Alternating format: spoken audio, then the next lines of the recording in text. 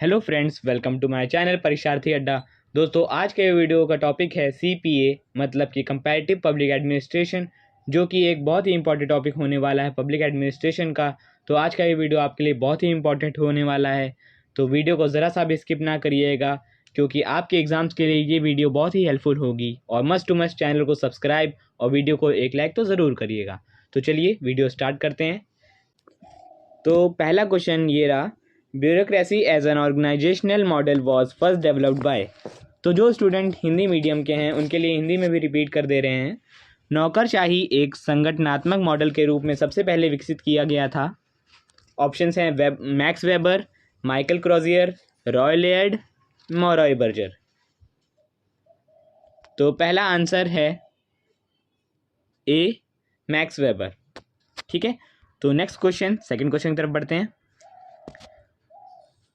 Which approach of CPA aims at substituting empirical and realistic judgments for the purely value oriented? Repeat करते हैं हिंदी में। CPA के किस दृष्टिकोण, यहाँ पर सीपीए को कहा गया है कंपैरेटिव पब्लिक एडमिनिस्ट्रेशन, तो सीपीए के किस दृष्टिकोण का उद्देश्य विशुद्ध रूप से मूल्य उन्मुख के लिए अनुभवजन्य और यथार्थवादी निर्णयों को प्रतिस्थापित करना है? तो ऑप्शंस हैं systematic approach, structural functional approach, behavioural approach, ecological approach. तो इसका सही आंसर है सी, बिहेवियरल अप्रोच। ठीक है, तो नेक्स्ट क्वेश्चन, थर्ड क्वेश्चन की तरफ बढ़ते हैं। AV Dicey wrote the law of the constitution in, Hindi में एवीडीसी ने संविधान का कानून लिखा 1882, 1881, 1885 और 1755। तो इसका आंसर है सी, 1885। तो नेक्स्ट क्वेश्चन, फोर्थ क्वेश्चन की तरफ बढ़ते हैं। What is the tenure of president of France? France के राष्ट्रपति का कार्यकाल क्या है? A 5 years, B 7 years, C both A and B मतलब कि 5 और 7 years both, D none of the above, इनमें से कोई नहीं। तो इसका सही आंसर है ए 5 ईयर्स। तो इंडिया के प्रेसिडेंट का भी यही टेन्योर है और फ्रांस के प्रेसिडेंट का भी। तो नेक्स्ट क्वेश्चन, फिफ्थ क्वेश्चन की तरफ बढ़ते हैं। नॉर्थ कोट ट्रेवलियन रिपोर्ट केम इन, नॉर्थ कोट ट्रेवलियन रिपोर्ट आई थी, कब आई थी? ऑप्शंस हैं 1854, 1884, 1853 या 1850। आप लोग कमेंट में भी आंसर्स बताते रहिएगा, जिससे मुझे पता चले कि आप भी वीडियो देख रहे हैं और आपको आंसर समझ में आ रहे हैं। तो इसका सही आंसर है ए, 1854। तो डिस्क्रिप्शन में मैं एक ड्राइव लिंक दे दे रहा हूँ, आप उसी में पीडीएफ का लिंक होगा। आप मुझे रिक्वेस्ट भेजिएगा, मैं एक्सेप्ट कर दूंगा, आपके में पीडीएफ आ जाएगा, पीडीएफ डाउनलोड हो जाएगा, उससे भी आप पढ़ सकते हैं। तो नेक्स्ट क्वेश्चन, सिक्स क्वेश्चन की तरफ बढ़ते हैं। और हाँ, वीडियो को ज़रूर से ज़रूर लाइक ज़रूर करिएगा। सिक्स क्वेश्चन है, shadow cabinet is the concept of, shadow cabinet किसकी अवधारणा है? ऑप्शन है USA, UK, India, France. Comment में अपने आंसर ज़रूर बताइए। इसका राइट आंसर है बी, यूके। तो कमेंट में बताइए किस किस ने सही आंसर सही दिया। तो नेक्स्ट क्वेश्चन, सेवेंथ क्वेश्चन की तरफ बढ़ते हैं। Features of French constitution does not include, फ्रांसीसी संविधान की विशेषताओं में शामिल नहीं है। ये कुछ इनकी क्वालिटीज़ हैं, फीचर्स हैं, इनमें से बताना है कि फ्रेंच कॉन्स्टिट्यूशन में इनमें से कौन से सम्मिलित नहीं है, ये शामिल नहीं है। तो ऑप्शंस हैं unwritten, flexible, both A and B मतलब अनरिटन एंड फ्लेक्सिबल बोथ, और नन ऑफ द अबव मतलब कि इनमें से कोई नहीं। तो इसका सही आंसर है सी, मतलब कि अनरिटन एंड फ्लेक्सिबल, दोनों फीचर नहीं है फ्रेंच कॉन्स्टिट्यूशन के। ठीक है, तो एट क्वेश्चन की तरफ बढ़ते हैं। Eight question, Which of the following involves a pattern of independence between two or more structure, a relationship between variables? निम्नलिखित में से किसमें दो या दो से अधिक संरचनाओं के बीच स्वतंत्रता का एक पैटर्न चरों के बीच संबंध शामिल है। ऑप्शंस हैं ए स्ट्रक्चर, बी कॉन्क्रीट, सी सिस्टम या डी फंक्शंस। तो इसका सही आंसर है डी फंक्शंस। ठीक है, तो नेक्स्ट क्वेश्चन, 9th क्वेश्चन की तरफ बढ़ते हैं। Who describes the Constitution of Great Britain as the mother of all constitutions of the world? Great Britain के संविधान को विश्व के सभी संविधानों की जननी कौन बताता है? ऑप्शन है ए ACDC, बी प्रोफेसर मुनरो, सी हरमैन फाइनर या डी प्रोफेसर ऑग। कमेंट में अपने आंसर ज़रूर बताइए। तो इसका सही आंसर है बी प्रोफेसर मुनरो। बहुत ही इंपॉर्टेंट क्वेश्चन है, आपके पेपर में ज़रूर आ सकता है। तो नेक्स्ट क्वेश्चन, 10th क्वेश्चन की तरफ बढ़ते हैं। यहाँ पर कुछ स्टेटमेंट्स हैं, इनमें बताना है आपको कौन सा गलत है। विच स्टेटमेंट इज़ इनकरेक्ट, कौन सा कथन गलत है। तो कथन यहाँ पर मैं आपको 4 बताता हूँ। पहला है a civil servant in France can also be promoted to a private organisation. दूसरा कथन he can come back to his post after serving in private agency.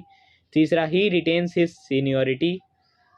चौथा he can not come to his post after serving private agency. तो इसका answer क्या है, मतलब कौन सा कथन गलत है? कथन गलत है डी वाला, he can not come to his post after serving private agency. तो नेक्स्ट क्वेश्चन, 11th क्वेश्चन की तरफ बढ़ते हैं हम लोग। 11th question important question. Lower house of the parliament of UK is, Britain की संसद का निचला सदन क्या कहलाता है? तो ऑप्शंस हैं House of Lords, House of Commons, both A and B, none of the above. Both A and B हो नहीं सकता, जैसे कि मैं आपको बता रहा हूँ, क्वेश्चन में आए तो बोथ ए एंड बी नहीं लगाइएगा। इसमें आपका सही आंसर है B House of Commons. Parliament of UK का लोअर हाउस क्या कहलाता है? House of Commons. तो कमेंट में बताइए कि इंडियन पार्लियामेंट का निचला सदन क्या कहलाता है। ठीक है, नेक्स्ट क्वेश्चन, 12th क्वेश्चन की तरफ बढ़ते हैं। Court of cassation is, cassation court है, ठीक है। ऑप्शंस हैं ordinary court, administrative court, both A and B, none of the above. तो इसका सही आंसर है ऑर्डिनरी कोर्ट या फिर सामान्य कोर्ट। ठीक है, नेक्स्ट क्वेश्चन, 13 क्वेश्चन की तरफ बढ़ते हैं। 13वां प्रश्न, features of British constitution does not include, British संविधान की विशेषताओं में शामिल नहीं है।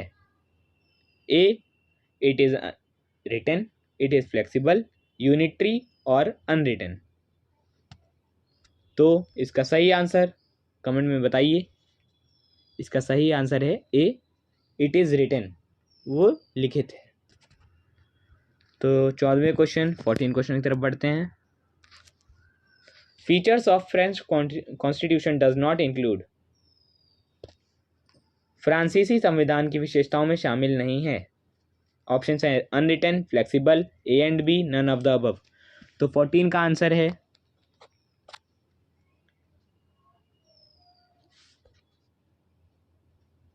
सी ए एंड बी। ठीक है, ए एंड बी बोथ, मतलब unwritten and flexible both. 15th question, the disputes between ordinary court and administrative courts are settled by, साधारण अदालत और प्रशासनिक के बीच विवाद न्यायालय द्वारा तय किया जाता है। Court of cassation, council of state, court of conflicts या नन ऑफ द अबव। तो इसका सही आंसर है कोर्ट ऑफ कॉन्फ्लिक्ट्स। ठीक है, तो 16th क्वेश्चन, 16वें क्वेश्चन की तरफ बढ़ते हैं। Who wrote the book the theory of prismatic society. बहुत ही इंपॉर्टेंट क्वेश्चन है, ये आपको आना चाहिए और याद नहीं आता तो याद ज़रूर कर लीजिएगा, ये पेपर में ज़रूर से ज़रूर आ सकता है। ठीक है, तो हिंदी में कह दें the theory of prismatic society पुस्तक किसने लिखी है? ऑप्शन है वेल्डो, वेडनर, रिक्स, गैंस। बहुत ही इंपॉर्टेंट क्वेश्चन है, आपको ज़रूर आना चाहिए। तो इसका सही आंसर है रिक्स। रिक्स का पूरा नाम कमेंट में ज़रूर बताइएगा। 17 क्वेश्चन की तरफ बढ़ते हैं। The term ecology is borrowed from which subject. जैसे कि आप लोग ने पढ़ा होंगे, कंपैरेटिव पब्लिक एडमिनिस्ट्रेशन में कुछ अप्रोचेस हैं, उसमें से एक अप्रोच है इकोलॉजिकल अप्रोच। तो जो इकोलॉजिकल में इकोलॉजी वर्ड है वो कहाँ से लिया गया है, किस विषय से लिया गया है, उससे रिलेटेड क्वेश्चन है ये। तो ऑप्शन है मैथ्स, गणित, बायोलॉजी, जीव विज्ञान, ज्योग्राफी, भूविज्ञान, नन ऑफ द अबव। तो इसका सही आंसर है बी, बायोलॉजी या फिर जीव विज्ञान। ठीक है, 18वें क्वेश्चन 18 क्वेश्चन की तरफ बढ़ते हैं। ये भी बहुत ही इंपॉर्टेंट क्वेश्चन है। जितने भी क्वेश्चंस मैंने आपको बताए हैं, अगर आप ये पढ़ लेंगे, 20 क्वेश्चन आज की वीडियो में बना रहा हूँ, 20 में इम्पॉर्टेंट क्वेश्चंस भी हैं, कुछ आपको लगेंगे कि इम्पॉर्टेंट नहीं है, लेकिन वो इम्पॉर्टेंट है, वो पेपर में आ सकते हैं। तो वीडियो में जितने भी क्वेश्चंस दिए गए हैं सबको अच्छे से पढ़ लीजिएगा और अपनी बुक से ज़रूर पढ़िएगा। तो 18 क्वेश्चन है, the agrarian industria model of Fredericks is based on. Frederick का कृषि उद्योग मॉडल किस पर आधारित है? ठीक है, तो ऑप्शन है development administration approach, classical approach, ecological approach या स्ट्रक्चरल फंक्शनल अप्रोच।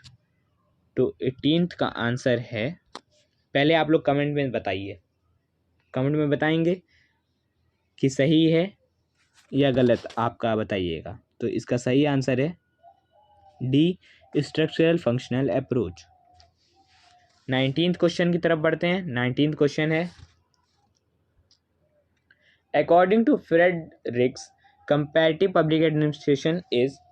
फ्रेडरिक्स के अनुसार तुलनात्मक लोक प्रशासन क्या है? ऑप्शंस हैं एम्पिरिकल, नॉमोथेटिक, इकोलॉजिकल या all of the above. All of the above मतलब इनमें से सभी। ठीक है, तो इसका सही आंसर क्या है कमेंट में बताइए। और इसका सही आंसर है D, all of the above. ठीक है, लास्ट क्वेश्चन 20 क्वेश्चन की तरफ बढ़ते हैं। Components of executive office of president of USA does not include. संयुक्त राज्य अमेरिका के राष्ट्रपति के कार्यकारी कार्यालय के घटकों में शामिल नहीं है। कौन नहीं है? ऑप्शंस हैं local government, the national security council, the office of administration, the white house office. तो इसका आंसर आप लोग कमेंट में बताइए। और इसका सही आंसर है ए, लोकल गवर्नमेंट। ठीक है, तो कौन नहीं है इंक्लूड, कौन शामिल नहीं है? Local government. ठीक है, तो आशा करते हैं आपको वीडियो पसंद आई होगी। वीडियो पसंद आई हो तो चैनल को सब्सक्राइब और वीडियो को एक लाइक ज़रूर कर दीजिएगा। तो नोटिफिकेशन बेल ज़रूर ऑन रखिएगा ऐसे ही नई वीडियोस के लिए।